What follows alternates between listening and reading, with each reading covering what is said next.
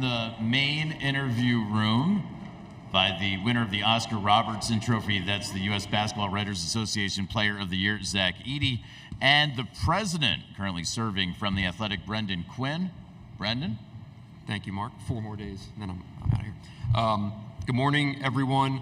My name is Brendan Quinn. It is an honor to be up here representing the USBWA, a organization with 68 years of history covering a game that we all love. It's also an honor to be up here with Zach, who I imagine is getting tired of, if there's such a thing to be tired of winning awards. I think Zach has to at least be testing the theory. Yeah. I think I speak for all writers when I say we have run out of ways to describe your talent and your stature and to celebrate what you've given to the sport of college basketball. Perhaps even more impressive than those attributes and all the awards and all the stats is the burden upon Zach that goes mostly unseen. Being the face of college basketball is beyond demanding, and it's hard to imagine anyone doing it better than Zach Edey. Last week in a story by my colleague, your teammate Ethan Moore said this of you.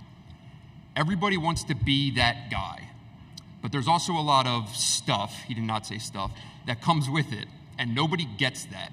I don't think people understand what he has to deal with and the weight he carries on his shoulders. He has a master's degree in dealing with stuff. Zach, you were also on the stage last year, a double dip, AP Player of the Year, USBWA Player of the Year, but this year feels so much more fitting because you are here with your team, you are here with your uniform, and you are ready to play in Purdue's first national semifinal in 44 years and potentially lead the Boilermakers to their first national championship in school history. And he will do so as a 2-time Oscar Robertson Award trophy winner. Congrats, Zach. Thank you. Thank you. Yeah, say it. It's been a great year, not only for me personally, but for me, like for Purdue. Like we've had a great year up to this point. I can't complain. Kind of the way I'm so proud of my teammates, the way that they bounced back this year, the way that they, like you say I have a weight on my shoulders, but they do too. Like let's not get that mistaken. And the way that they've kind of handled that, and the way that they've succeeded in that role, I'm super proud of them. And I wouldn't be here without them. Braden's helped me so much. Like everything. Like they give me room to work in the game. They give me that space. Braden sets me up. Like I'm so proud of like the way that they responded from last year. And obviously we're here and we're still playing. We still have more games to go. Like we're not done by any means. But just up to this point, like the way that they responded, like grown men, I'm so happy for them. Just a housekeeping note, if you'd like to roll video on this press conference, it's one of the news conferences where you can do so. So feel free to do that. If you have a question for Zach, please raise your hand. Let's go to Adam, and then we'll go to Matt.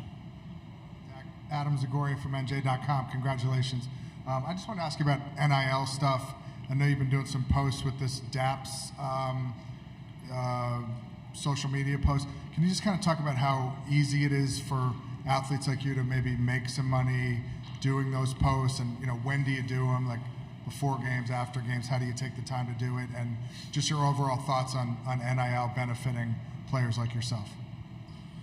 Well, I'm probably a bad person to ask about that, just because since I'm a foreign student, obviously I have those kind of like NIL issues and visa issues. So I'll try to do some stuff when I can. When I'm back in Toronto, I'll try to do some stuff. Like obviously I can still do like jersey sales and stuff while I'm here, like that passive income stuff. But it's not like I can like go film a commercial in West Lafayette. So I don't think I'm the best person to really ask about that. Let's get Adam a microphone for the fellow.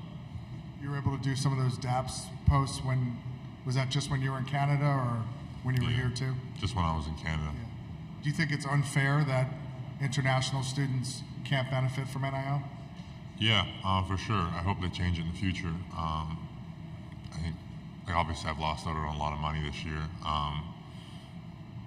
But like at the end of the day, like I'm not. It needs to change for sure. I understand kind of the legal process takes a while, and when you're actually trying to change like it's not like it's an NCAA rule, like it's an American law. So when you're trying to go about changing that, I understand it takes a while, but yeah, I do think it needs to get changed. Two quick ones, and then we'll get Zach to practice. Matt in the back of the room on the left. Matt Norlander, CBS Sports. Zach, you were the best player in the sport last year. You're the best player in the sport this year. Was it more difficult getting to that point a year ago, or was it more difficult sustaining it and what you've been able to do over the past 5 months? Well, I mean, both seasons presented their own kind of challenges, obviously. Like last year, we kind of came from that team that no one expected anything from. Like we weren't supposed to make, like if we made the tournament last year, it was going to be a good year, and then kind of have all the success that we had in that season. And then for me to have that personal success, that was a big challenge. Like kind of just, I'd never been in that focal point of an offense role. So kind of being in that last year and accepting that and working out all the problems that come with it was the challenge. And then this year, it's just kind of been like playing with that like everybody wants to play against me. Everybody wants that to play against me. Like I got that target on my back. So kind of accepting that as it's a privilege to have that. Like they don't do that for everybody. Like only great players and great teams kind of get that target. So kind of accepting that.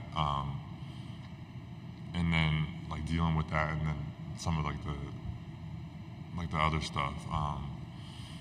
Like I said, they both kind of they both really presented their own unique challenges. I don't know if one was harder than the other.